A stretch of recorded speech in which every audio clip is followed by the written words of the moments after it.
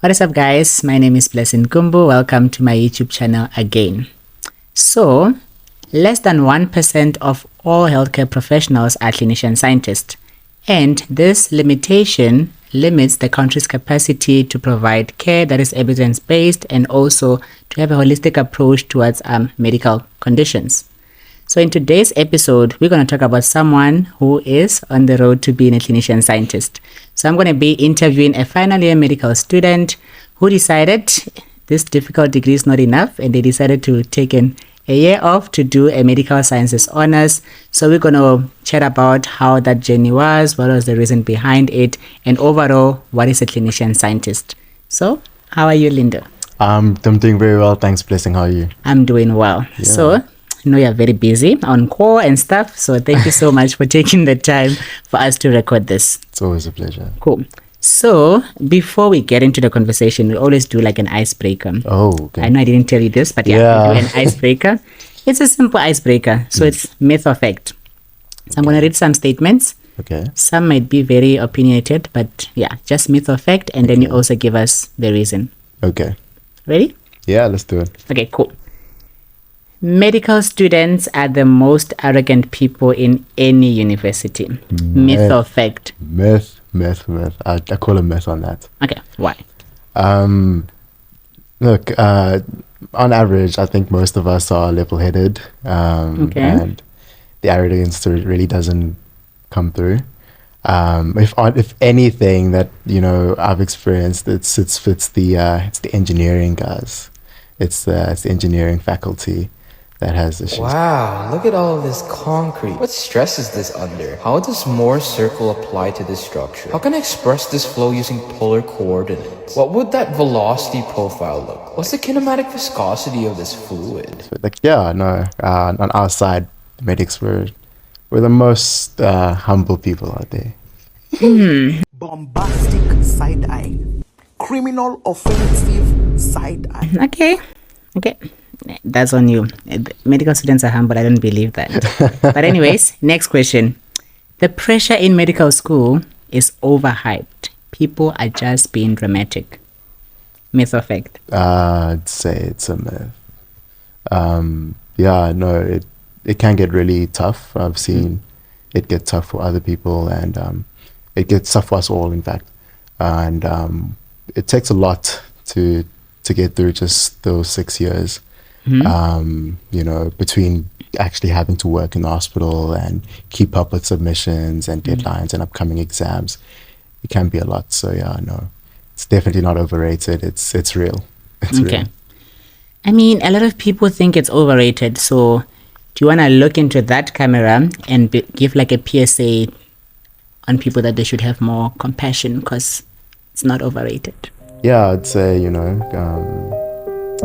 treat your local medical students kindly. It takes a lot. The work that they do is really hectic, and especially having to keep up with expectations from either your peers, your family, as well as your superiors. It takes a lot. So the stress is definitely not overrated. Yeah. Okay, cool. An intercalated honors year is just a gap year with a fancy name. Myth or fact? Yeah, I'm so tempted to say true, man. You can say true? Let me say partially true. Okay. I think a lot of the intercalated students enjoy doing the research that they do. So we often get sucked into the research, and we end up enjoying that. And it's a bit of maybe it's like taking it from gear 5 to like gear 4 sort of thing. Okay. So it's definitely less pressure, especially coming from like third year where you're both doing medical stuff as well as also, learning the ethics behind medicine, as well as, learning and brushing up on your clinical skills. You end up writing so many different exams.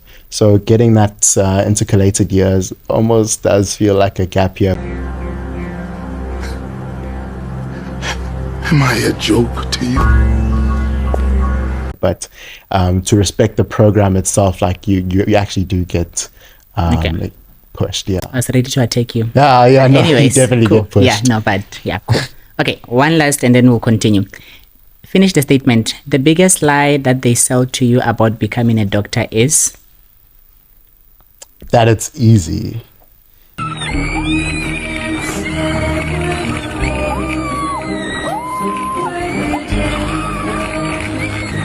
Yeah, I think that was one of the lies I was told, that no, you can become a doctor, it's easy, just see patients and it's great. But I mean, it's also having to handle the things just beyond the wards as well, and also having to handle the basically the amount of work you're dealing with and the stress you have to deal with as well, and how it affects other people around you.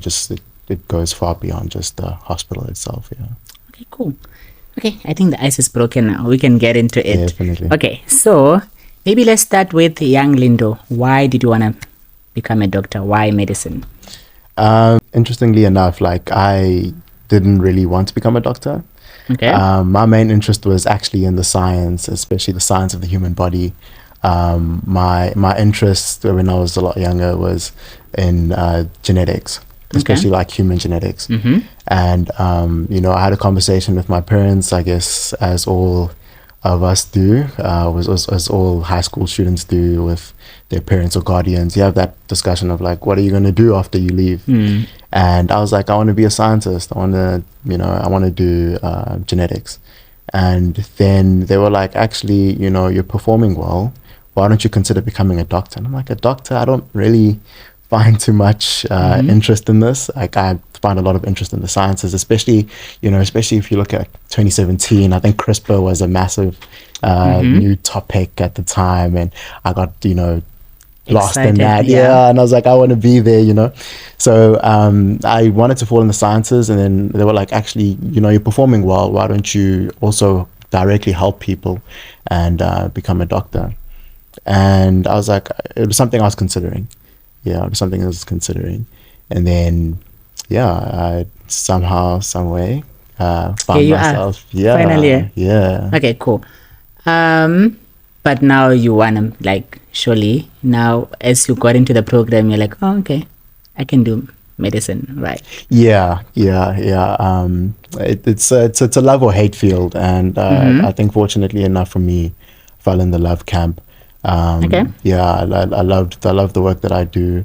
I love learning about interesting conditions. I love having a direct impact on someone's life, and but I also have a massive and fond respect of the work that gets behind the scenes, the drugs that are being prescribed by the doctors there, started off in the lab. Yeah, true. We are the important ones. Yeah. Yeah. Okay, cool. So a lot of people are not familiar with the concept of like wanting to become a clinician-scientist. And I think at UCT, the whole intercalated, it's not, I don't think at other universities they do it. It's mostly here at UCT. Yeah. At what point, like in medical school, did they start like telling you guys about, oh, you can do an intercalated honors degree? And when did you start thinking about like taking that year off after third year? Okay. So when UCT first started telling us, I think that was in our the beginning of our second year was when it was like really advertised to us.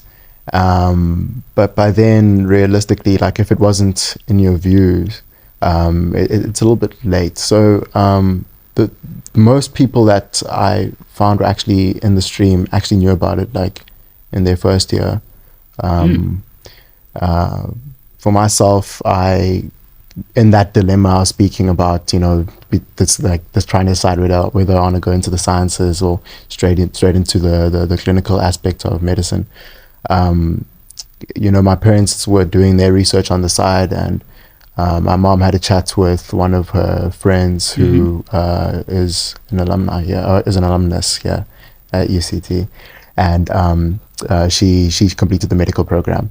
And she then told her about the intercalated program, which then my mom came and told me about that. And the only other real options out there was like the Kemp program.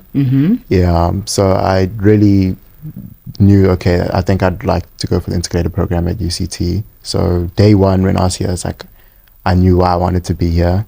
And I had to like motivate my parents to be here because my dad is from UKZN. So there was that whole battle about, okay, where are you going to go? And I was like, I want to go to UCT. And it's like, why do you want to go to UCT? Are you serious? Like, are you serious? And I was like, because UCT has the intercalated program. And fortunately enough for me, my parents, acceded and I'm here. But yeah, UCT lets their undergraduate medical students know, I think, in the second year. I'm not too sure if that has changed now, though. Okay. So, I mean, there are like 14 streams in the medical sciences honors. Why did you choose medical biochemistry? So for me, I think the main reason why I went for medical biochemistry was that I knew I wanted to go into genetics.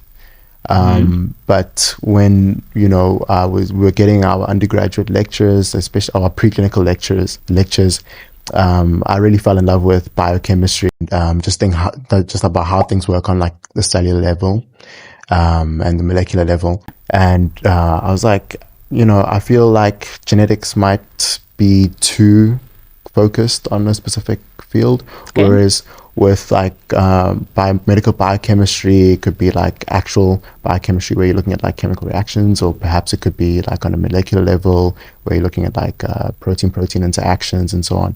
And I was like, well, for me, I think I fall in the camp of being more broad and getting a greater feel for the biochemical field, as opposed to just being, stuck into genetics itself. And I was like, I would like to go for the medical biochemistry stream. Yeah. Okay. So then now, when you decided to take the intercalated route, obviously, most of your friends that I know, they didn't do the honors, which meant they would graduate like a year before you. Yeah. Like, how was that? Like, just realizing, oh my God, actually, they're going to be a year ahead when I come back into medicine. And the whole, like, when they graduated, I guess it's this year, right? Yep. And you've been in your final year. How has that experience been? It's been rough. I think when I took the decision to, go ahead with the intercalated program, I was, I didn't necessarily think about this. It's sort of like that. It's sort of like something I looked at as like, okay, it could happen that I would regret it, but I could also regret not doing the intercalated program. So I didn't really think about the effects of how applying myself to the intercalated program would affect even my friendships. This year I'm living it now, like it's been rough, because these are the people that you meet in your earlier years, and you go through university with them together. and then you find yourself now in a different class, having to make new friends, start all over again. And you see your friends starting new chapters in their lives. They're doctors now, they're getting paid for the work that they do. They do it unpaid work. I'm living in pains. I'm emotionally stressed. I'm emotionally downcast. I am so confused of all about life. So when that alarm hits at 8 a.m., it's like, or when that alarm hits for 8 a.m., it's like, I could have been getting paid for this now. If only I didn't. But it's been quite an interesting time adjusting without them, but they're doing well. I think I'm keeping it together somehow. And I'm assuming they were very supportive when you graduated while they were still busy getting the first degree. No, they were very supportive, man. They came through, they saw my parents there, as well as myself. We had a great time. Nice. Okay, cool. Let's continue our game before we shift the conversation. Okay, cool. Don't worry, this one's are chilled. Okay, myth or fact: doctors who do just research, or doctors who do research, are just avoiding patients. Myth or fact? See, it's never really a black and white thing. Let me say it's facts. Facts. Not that the doctors that engage themselves in research have an aversion towards like patients or anything like that. But in the medical field, like, or just in any other field, you've got many people who have different personality types. So some do find themselves gravitating towards research because it takes them away from that like patient interaction, and that's great for them. Some in fact do enjoy that patient interaction, and they do like actual clinical trials so that they can still keep that interaction going with patients. So yeah, it's very gray, but if I have to pick one, let me just say facts. Yeah. Okay. Yeah. You cannot be a good researcher and a good clinician at the same time. You have to choose one.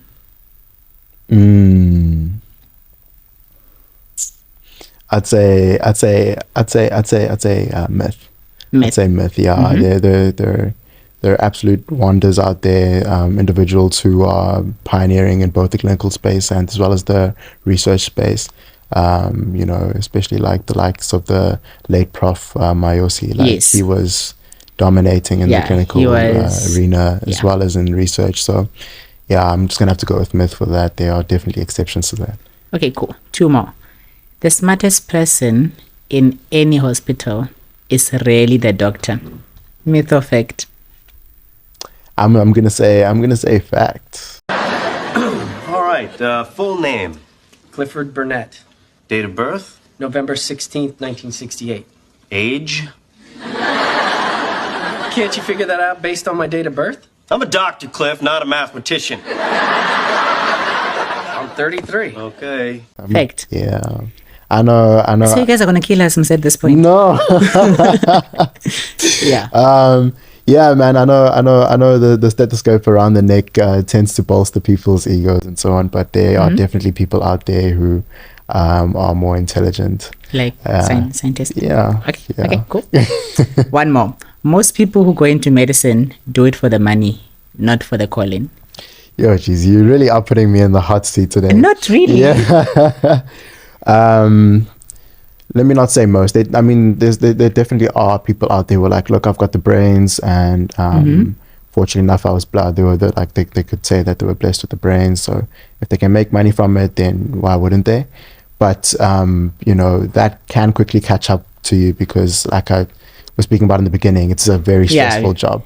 So yeah, maybe if that was your only sole driver, you quickly find other reasons why you stay in medicine. But usually, if that's your sole driver, you usually find a way out. Yeah. Okay, cool. So now let's talk about when you were doing the intercalated year. Okay. How was the feeling like of not going on clinics, or like how was it trying to adjust to the way lessons are conducted in science, because it's different from how you used to being taught and having to read research papers. Very different. How was the experience? Challenging, definitely. When I was talking to the my other peers who are actually doing the program or the honors program, who had come from like an actual bachelor's in one of the science fields. Yeah, they were telling me about like journal clubs, and I was like, journal clubs? So like, what is that? So I'm like, yeah, that sounds fun. Until, I found myself knee deep into, like a 50-page research paper on the different antigens expressed by tuberculosis. And it's like, okay, I see why you guys dread journal clubs now. So it was definitely a challenging experience, that, and as well as the lectures, and also then getting introduced to like the bench, What am I doing? What am I doing? Yeah, you ever? That's where I'm at. Like, what am I doing? What am I doing? Yes.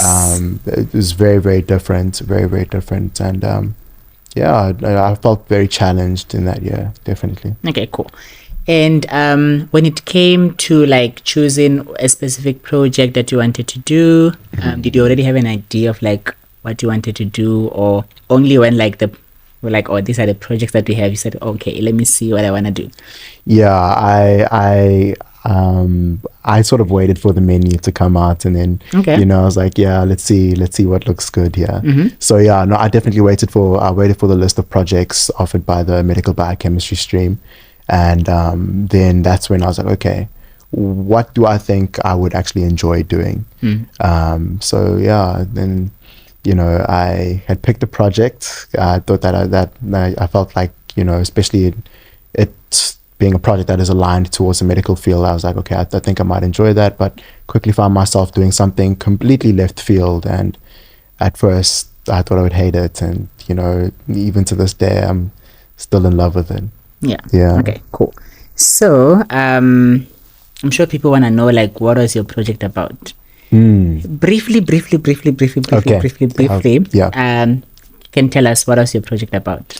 Okay. Like maybe 2 sentences, background, and then aim, and then what did you do, and what were your findings? Okay. Sorry, I'm not trying to Yeah, bring back maybe PTSD you want from me to honors. pull up my whole proposal. Yeah. Give it to us. So it was basically titled the nitrulase 6803, which is a specific protein from the Cynnicus bacteria. And it was looking at the mechanism of how this nitrulase basically converts nitriles into amides. So there was like a published hypothesis about how these proteins do that. My paper was basically trying to test that hypothesis and perhaps bring out or postulate a new one if that one didn't fit according to our analytical tests looking at the specific protein. So yeah. Okay, that's cool. Yeah. Okay, cool. So, now, was there ever a time where you regretted taking the intercalated program? Many times. Too many times. For me, I think getting that independence in the lab when I first started my project was definitely a new experience, especially considering that, you know, my foundational knowledge about different systems in the lab, like, was almost zero. non-existent. Yeah. You know, it's like HPLC, what's that? Yeah. Oh my God, what is that? Oh my God, what is that? So I quickly had to find my feet in terms of understanding the basics of like chromatography, about how to just culture cells, and, you know, how to, you know, purify proteins, and what negative stain was, and how to, you know, operate a microscope. So it was definitely something I had difficulty at first adjusting to. Yeah. Okay, cool. Continue our game, and then we'll pivot. Okay. So, if a black student is watching this, what would be your advice to them? My advice would definitely be to, you know, do your best to like keep focused, keep your head down, and try avoid the noise, and just to make sure that at least on your end that like you're on top of things. There's going to be a lot of negative voices from the outside, and as long as you just stay focused on what it is you're doing, and if you're also aware that you're paving the way for other black students as well, I think that also helps to like keep you motivated. Yeah. Okay, cool. One last thing and we'll pause. Imposter syndrome never really goes away no matter how many degrees you get. Big truth. Yeah. That's the truth. Yeah. I think I don't think it ever stops. I've had conversations with even like people who are on their way to specializing, registrars, who feel like, you know, they don't belong there, that in fact maybe, you know, they shouldn't be there, they don't deserve to be there. So it's something that us as junior clinicians, even junior scientists, we deal with. You know, you get given that, you get given your project scope, and you're like, actually, do I even belong here? Yeah. Do I have the fundamentals to actually even carry on through with this project? You know, yeah. Yeah, I also think it never goes away. I think you just learn to manage it better as you advance, but it would never reach a point where it's not there. Yeah. Okay, cool. So I want to pivot a bit. Okay. So now, why, if someone was to ask you, why do you think it's important for us in the continent to have more clinician scientists, what would your answer be? You know, I think Africa is, but like particularly focusing in Africa, we're like a genetically diverse continent, and we've got people coming from different backgrounds, and, you know, a lot of the medicine that is prescribed here or is practiced here is usually from baselines or standards that are set in, more well-off countries. In the global north, yeah. So especially in the African context, I think it's very vital we have clinician-scientists, individuals who are, dedicated towards actually looking at our population of individuals and conducting experiments in a positive light, experiments that, have a translational effect that can go from the bench side towards the hospital as well. So for me, I think it's very important we have those, that we have our own information coming from our own people, so that we know the medication we're prescribing or perhaps the procedures we're doing are for our own people. For our own context, because there's a big drive. I think what you're saying is true, because there's a big drive now as the African continent to generate our own data instead of relying on data from the global north, and also to try and be independent instead of always having to rely on the global north. So I've heard, you tell me whether it's a myth or fact, but I've heard there's sort of like a stigma from, will I get cancelled for saying this? No, there's sort of like a stigma from doctors that are not clinician scientists. So for example, once you've done your intercalated honors here, you might want to carry forward with your project and do a master's possibly.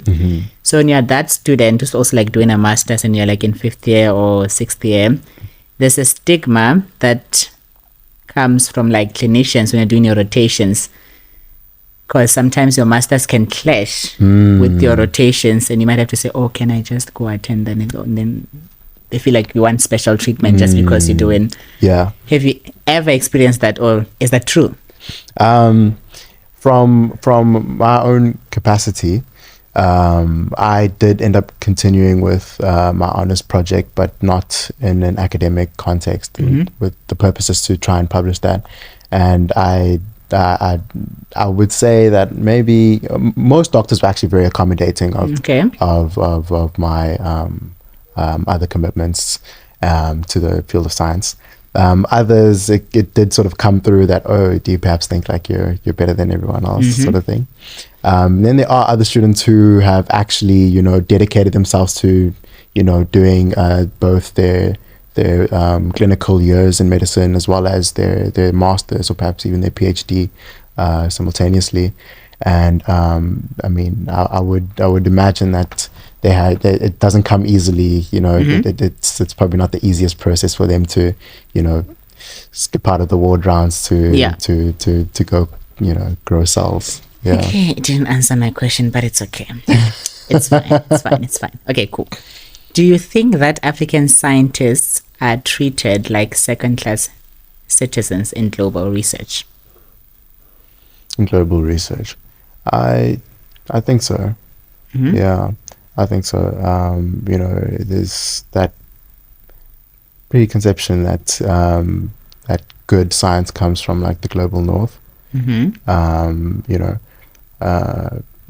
It's obviously not something I'm speaking about from a personal capacity, but I do perhaps think that does happen. Yeah. Okay. So, do you think that in the African context, do you think that students in Africa have enough role models? Do we have enough role models that are clinician scientists, or do you think that's still missing? There are definitely pioneers in the field who we can look up to, and individuals that we can extract pearls of wisdom from. But I do believe that there's room for more. I do believe that there's room for more individuals who can be out there to actually, take this forward as well. So, yeah. Okay. If we have any student that's on the fence of wanting to do the intercalated program and they're trying to decide whether to do it or not. What would I say to them? Yeah.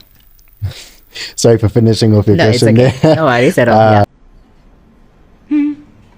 Since you got your degree and you know every thing. I'd say go for it. I would say go for it. I'm going to cringe when I say this. You only live once. I think living with the regret of perhaps wondering what your life could have been, or what you could have experienced if you had done it is possibly a lot worse, than losing out on that year, behind your colleagues that you started with. So I'd say go for it. If you're on the fence and you're thinking about it, give it your all. Go for it. Okay, cool. What kind of a clinician scientist do you aspire to be, and why? What kind? I think I aspire to be more on the field of science. Okay. Yeah. So are you probably gonna be?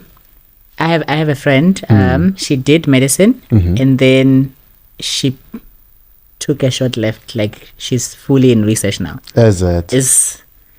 Do you see yourself being one of those people? I think so. Yeah, I think so. You know, I'll get through my brutal years, my 3 brutal years after I finish this year, and I wanna go see a mass spec again. Yeah. Yeah. Okay, cool. Yeah. So then, in that context, then why can you just then maybe comment on why do you think research is important for clinical medicine? I think it's really important for clinical medicine because you need these evidence-based interventions coming through, and then they obviously have to be thoroughly researched. Medicine is nothing without the science that, you know, is pushing it from behind. So we need it. You know, we've got our own conditions, especially in this country. You know, so we definitely need that research. Yeah. Okay, cool. In closing, okay, so I'm gonna say some statements, then you finish them. Okay. Cool. People who said I was wasting my time by intercalating can kick rocks. kick rocks. What does kick rocks mean, guys? They can kick rocks. Okay. When I finally graduate as a doctor, the first thing I'm doing is first thing I'm doing is opening up a savings account, being very frugal. Responsible. Being responsible. Okay, cool. And then think back to when you were doing your honors. You know you've spent too long in the lab when? The sun is coming out. Yeah. Yeah.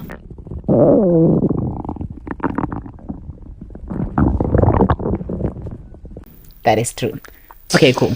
Thank you so much for sharing. I think it's quite important for people to like get insights from someone that has been through the whole like intercalated program. How was the program and why you're doing it? Because I feel like for most people, I don't think there's much awareness on the whole intercalated program. So it's just trying to raise awareness on that. But in closing, as we always do, if you can just motivate someone in high school trying to choose whether they want to be a doctor or a scientist or both, someone from an underprivileged background, what would be your advice to them in closing? So my advice would be to like be focused and like work hard. You know, there's probably some subjects that you're doing that you're not happy that you're doing, or that you feel have no application to what it is you want to do beyond high school. Work hard on those. Make sure that you're like getting things done. And you know, if you are stuck in between both, you know, you're not too sure whether you want to be a clinician or you want to be a scientist, you know, why don't you just take both? Just take both. But yeah, definitely keep your head down. Okay, cool. Yeah. Thank you so much for your time, your honesty, and generosity of sharing your story. I'm sure people are going to find it very enlightening.